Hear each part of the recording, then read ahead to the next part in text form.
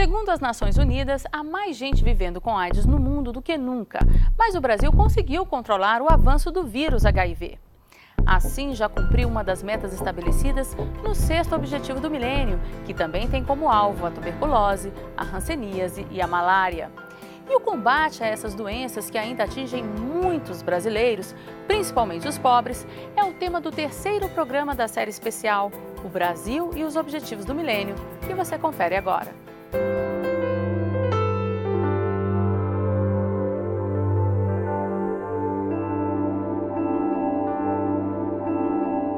Quer ter filhos? Eu quero ter um. Passar o meu legado.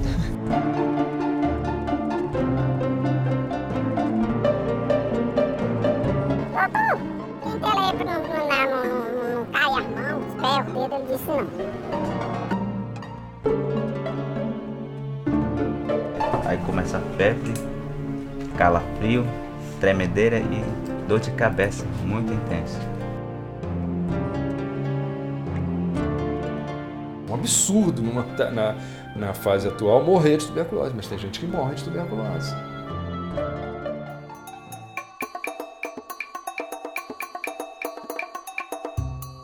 As Nações Unidas estabeleceram como meta para 2015 deter a propagação da AIDS, malária, hanseníase e tuberculose e diminuir o número de casos existentes dessas doenças em comparação com os detectados em 1990.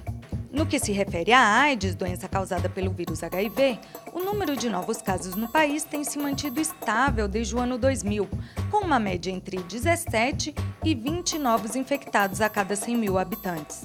Esse número é suficiente para colocar o Brasil entre os países que alcançaram a meta do milênio para a doença. Uma das medidas que contribuíram para o resultado foi a queda da transmissão do vírus HIV de mãe para filho, também conhecida como transmissão vertical. Há 21 anos, quando Pedro Henrique nasceu, era mais difícil. Eu contraí através de transmissão vertical, que é quando passa da mãe para o filho durante o parto. Que eu acho que no ano que eu nasci não conhecia muito, porque foi em 92 e não tinha muito ainda sobre o HIV, sobre a AIDS. Pedro Henrique é adotado e não conheceu a mãe biológica. Soube que era soropositiva aos 13 anos, mas começou o tratamento bem antes, o que o ajudou a ter boa qualidade de vida hoje. Desde os 6 anos de idade, foi quando foi necessário. Aí eu venho tomando antirretroviral para poder manter indetectável, para o vírus não se expandir no organismo. E minha vida é normal, estudo, namoro, pratico esporte, jogo videogame, faço tudo que um jovem qualquer faz, e, assim, e até melhor, porque eu sei me organizar, eu conheço meu corpo, eu sei me cuidar.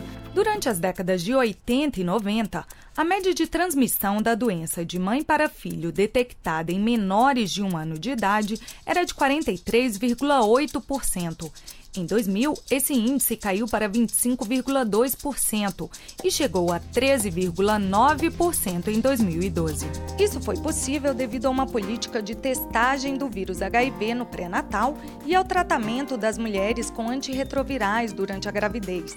Essas medidas e, claro, a universalização do acesso ao tratamento da doença desde 1996 também tiveram impacto para a queda na taxa de mortalidade por AIDS. O secretário nacional de Vigilância em Saúde, Jarbas Barbosa, acredita que o bom desempenho é resultado de uma política ainda mais ampla da saúde no Brasil. A universalização ela foi prevista numa lei de 1996, mas sem dúvida nenhuma, com a constituição do Sistema Único de Saúde, que foi previsto na Constituição de 1988 e depois com a Lei Orgânica da Saúde em 1990 se consolida, não só os antirretrovirais, que são os medicamentos com que tratamos os casos de AIDS, mas todos os medicamentos para tuberculose, para malária, para hanseníase, todas as vacinas são oferecidas hoje gratuitamente no Sistema Único de Saúde, o que possibilitou uma redução muito importante dos casos, dos óbitos relacionados com essas doenças.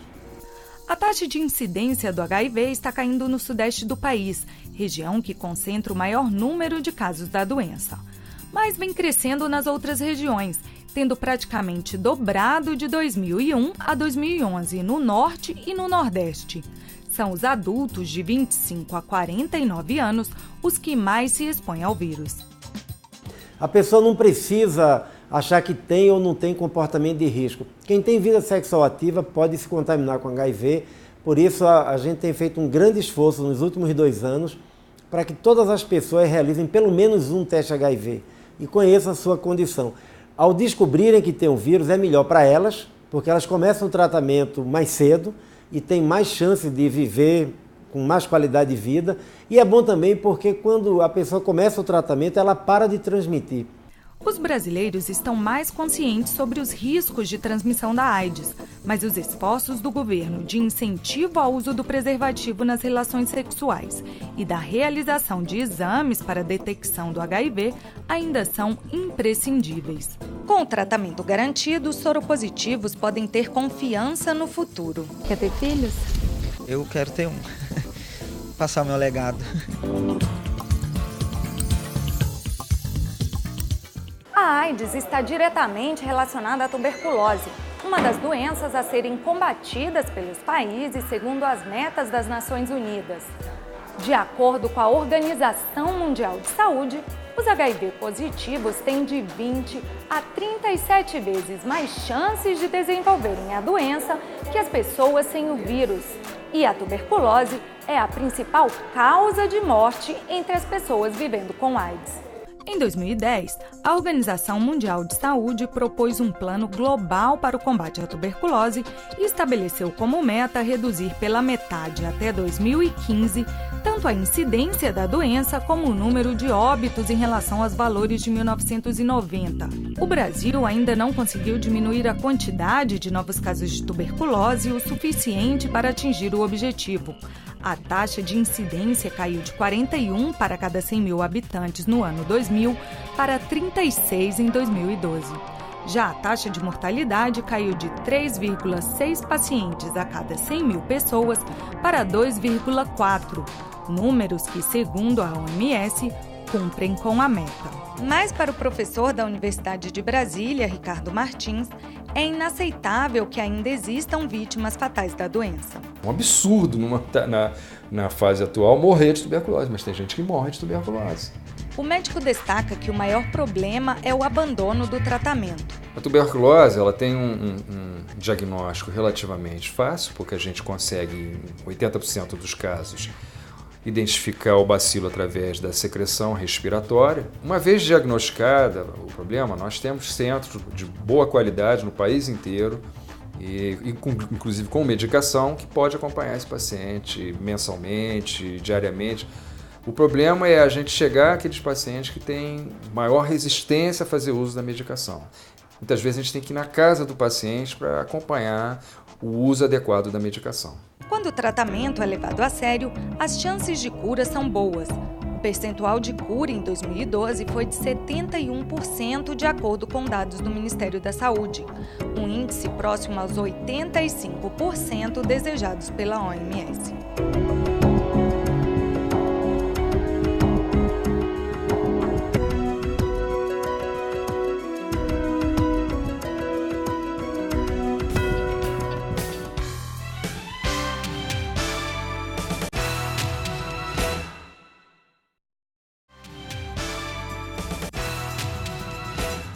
Também estão na mira das Nações Unidas a malária e a hanseníase.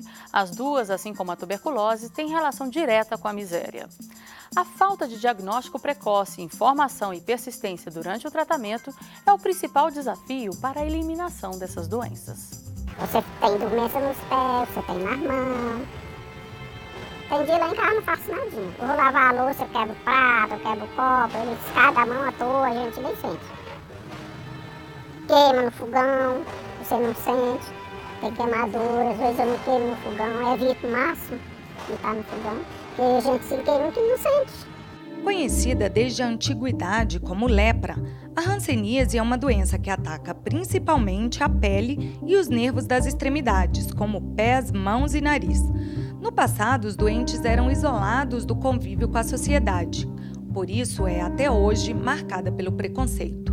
Essa mulher, que não quis se identificar, descobriu que tinha a doença há mais de 30 anos.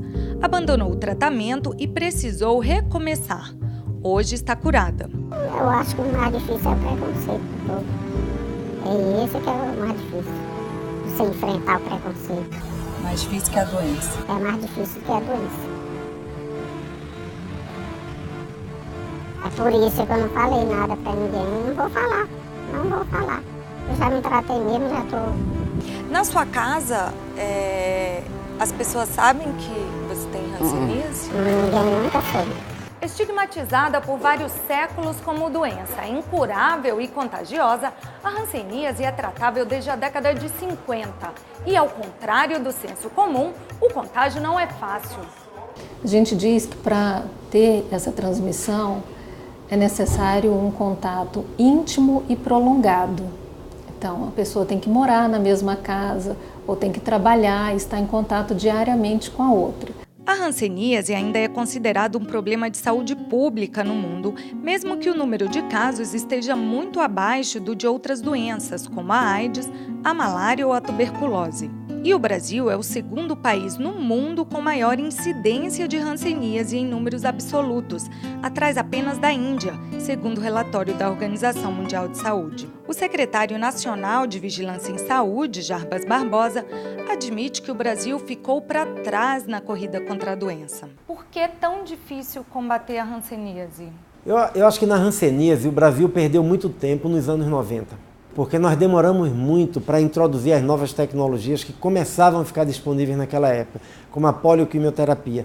Mas nós agora estamos no caminho certo, né? A gente já se encontra muito próximo de atingir aquele patamar que é considerado a eliminação enquanto problema de saúde pública, que é menos de 1 caso por 10 mil habitantes. Estamos provavelmente com 1,4, né? Saímos de 10 anos atrás de 8 casos por 10 mil habitantes. Então nós acreditamos que vamos chegar em 2015, que é a nossa meta, já com toda a região sul, sudeste e vários estados do nordeste com a hanseníase eliminada enquanto problema de saúde pública. Segundo Jarbas Barbosa, o tratamento é oferecido gratuitamente pela rede pública de saúde e o maior desafio ainda é o diagnóstico. Por isso, o Ministério da Saúde tem buscado a detecção da doença em áreas prioritárias. Esse ano nós fizemos uma ação inovadora que foi muito elogiada pela própria Organização Mundial da Saúde, que foi uma campanha de busca de casos de hanseníase em escolares de escolas públicas dos 800 municípios prioritários no Brasil para hanseníase. São aqueles municípios que concentram a maior carga de hanseníase ou que concentram a maior proporção de pessoas pobres. Com isso, nós tivemos cerca de 2,5 milhões de crianças examinadas. Eles não foram só examinados, eles levaram para casa informação sobre hanseníase, ou seja, nós atingimos aí por volta de 12,5 a 15 milhões de pessoas em áreas particularmente vulneráveis para hanseníase. Mesmo assim, a meta não deverá ser atingida em todos os estados brasileiros em 2015. E ainda existem estados, principalmente Maranhão, Pará, Mato Grosso, Tocantins, que ainda têm uma prevalência muito alta.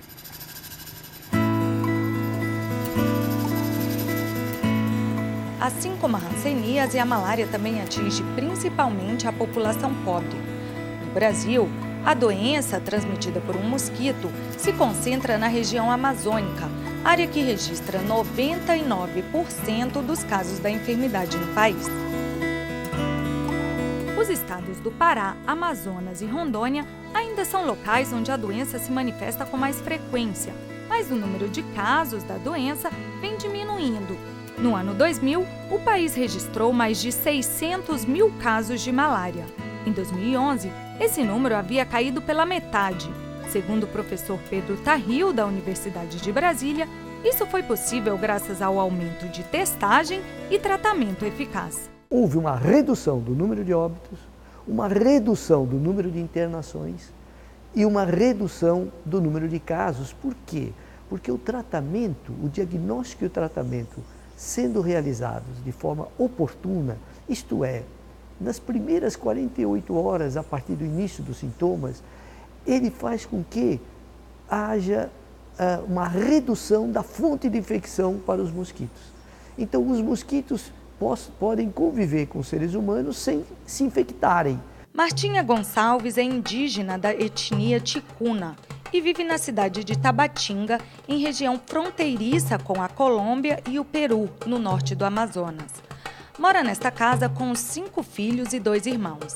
Ela e 3 familiares já tiveram a malária. Desta vez, quem está com malária é a Nicole, filha de Martinha. O Hugo, agente comunitário do programa Saúde da Família, vem para dar a primeira dose do remédio.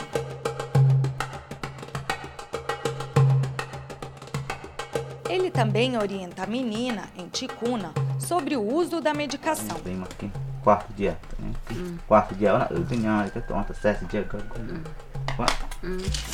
Mas, apesar dos esforços e da diminuição do número de casos, o combate à malária tem sido instável nos últimos 20 anos, tendo picos de incidência em alguns anos. O último ocorreu em 2005, quando chegou a mais de 600 mil casos. A malária varia muito com condições climáticas, varia muito com projetos de desenvolvimento econômico, urbanização, processos de assentamento agrícola, por exemplo, rural na Amazônia, nos anos 90 também fizeram com que a malária explodisse. Tanto que hoje nós temos um monitoramento e todo grande projeto de desenvolvimento econômico na Amazônia precisa antes fazer uma avaliação do impacto sobre a malária. Mas varia também a malária com a própria qualidade do programa de controle da malária do Estado e do município. O Ministério da Saúde fornece os medicamentos, os testes, as normas técnicas, o apoio técnico, a assessoria. Porém, a execução está na mão do município. Se o município deixa de executar aquelas ações, a malária sobe porque a condição ambiental na Amazônia é muito favorável à malária. O secretário de Saúde de Tabatinga, Ayrton Augusto Dantas, conta como o município vem aplicando o programa de combate à malária. O nosso trabalho é o intuito de buscar os pacientes, quer dizer, de descobrir o diagnóstico ainda na fase precoce, assim, na fase inicial.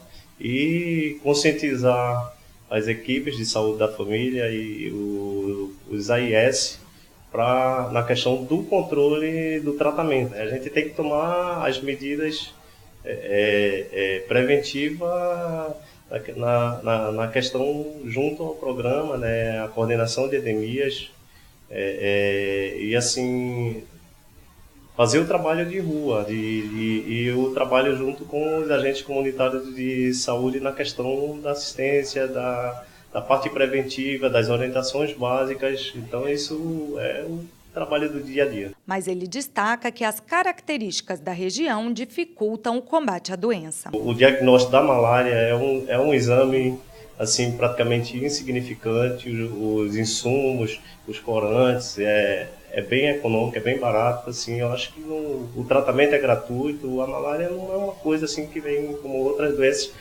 ocasionar grande ônus. A dificuldade maior, o gasto maior na locomoção, é a parte da logística nossa, é a parte do deslocamento em determinadas áreas indígenas que é difícil. O professor Pedro Tarrio, da Universidade de Brasília, diz que a eliminação da tuberculose, hanseníase e malária também esbarra na falta de investimentos privados em busca de novos tratamentos e prevenção. Por isso, fazem parte das doenças consideradas negligenciadas. A doença negligenciada são aquelas doenças onde o investimento privado e público, mas particularmente o investimento privado em vacinas, em tratamentos, ele não é suficiente para dar conta das necessidades. Então são aquelas doenças de população pobre, em que quem cuida é só o governo. Outro desafio é a falta de informação de pacientes e profissionais de saúde. Eu acredito que hoje está muito mais fácil o acesso aos serviços de saúde, mas o paciente ainda não tem informação adequada acerca da doença. E muitas vezes, quando ele chega também ao centro de saúde, a pessoa que o atende, se não é um posto que tenha o programa, por vezes o diagnóstico também não é realizado. A gente procura fazer estratégias de comunicação adequadas ao público, né? Nós temos campanha também na televisão para tuberculose, temos para AIDS. Para malária, a grande campanha, na verdade, não é televisão nem rádio. A grande campanha que a gente faz é buscar todo caso de febre na Amazônia como se fosse suspeito de malária. Já com AIDS, a gente tem 0,5% provavelmente da população brasileira tem um HIV. Então a gente está falando de um número disseminado no Brasil inteiro. Tuberculose, a gente ainda tem estados do Brasil que 60% dos casos são identificados em hospitais, demonstrando que a atenção básica no Brasil A equipe de saúde da família, os centros de saúde precisam buscar mais ativamente os sintomáticos respiratórios. E no caso da hanseníase, a gente ainda tem muita gente que realmente com a mancha vai na unidade de saúde e demora a ser diagnosticado porque o médico não está bem preparado.